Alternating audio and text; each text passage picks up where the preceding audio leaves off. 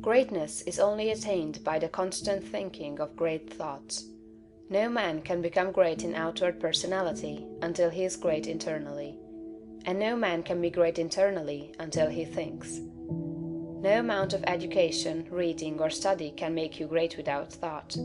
But thought can make you great with every little study.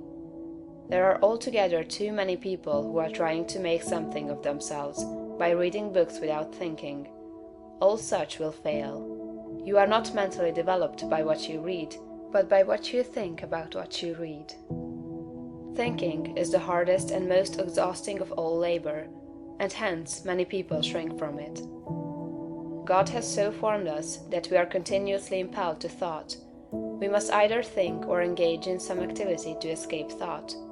The headlong, continuous chase for pleasure in which most people spend all their leisure time is only an effort to escape thought.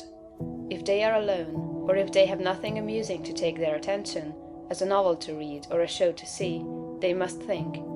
And to escape from thinking, they resort to novels, shows, and all the endless devices of the purveyors of amusement. Most people spend the greater part of their leisure time running away from thought, hence they are what they are.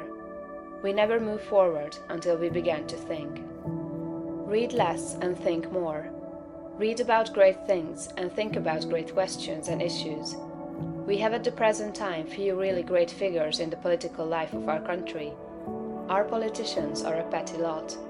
There is no Lincoln, no Webster, no Clay, no Calhoun, no Jackson. Why? Because our present statesmen deal only with sordid and petty issues, questions of dollars and cents, of expediency and party success, of material prosperity without regard to ethical right. Thinking along these lines does not call forth great souls. The statesmen of Lincoln's time and previous times dealt with questions of eternal truth, of human rights and justice. Men thought upon great themes, they thought great thoughts, and they became great men. Thinking, not mere knowledge or information, makes personality.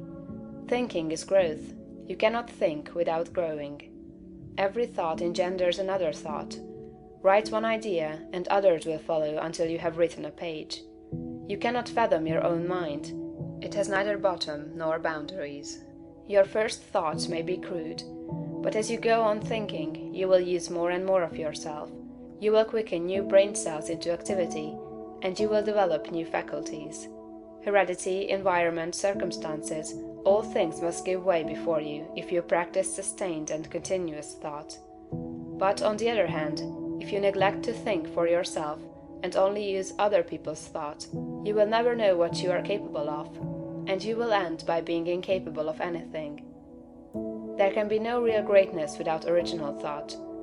All that a man does outwardly is the expression and completion of his inward thinking. No action is possible without thought, and no great action is possible until a great thought has preceded it. Action is the second form of thought, and personality is the materialization of thought. Environment is the result of thought. Things group themselves or arrange themselves around you according to your thought. There is, as Emerson says, some central idea or conception of yourself by which all the facts of your life are arranged and classified. Change this central idea, and you change the arrangement or classification of all the facts and circumstances of your life.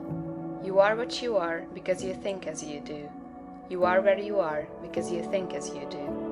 You see then the immense importance of thinking about the great essentials set forth in the preceding chapters. You must not accept them in any superficial way.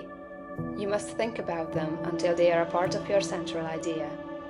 Go back to the matter of the point of view, and consider, in all its bearings, the tremendous thought that you live in a perfect world among perfect people, and that nothing can possibly be wrong with you but your own personal attitude. Think about all this until you fully realize all that it means to you.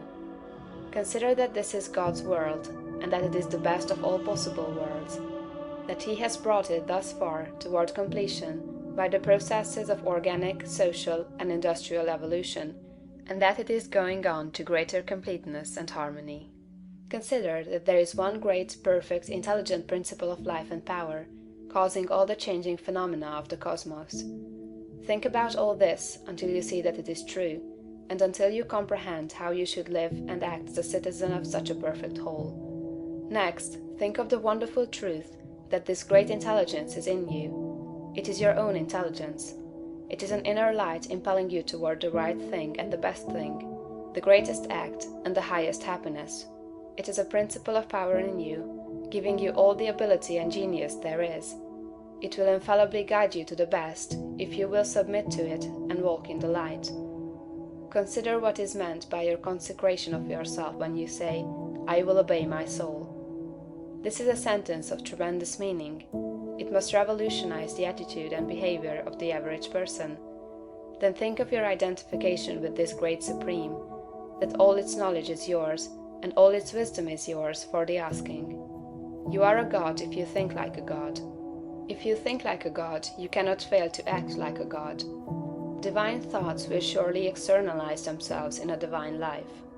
Thoughts of power will end in a life of power. Great thoughts will manifest in a great personality. Think well of all this, and then you are ready to act. End of chapter 13.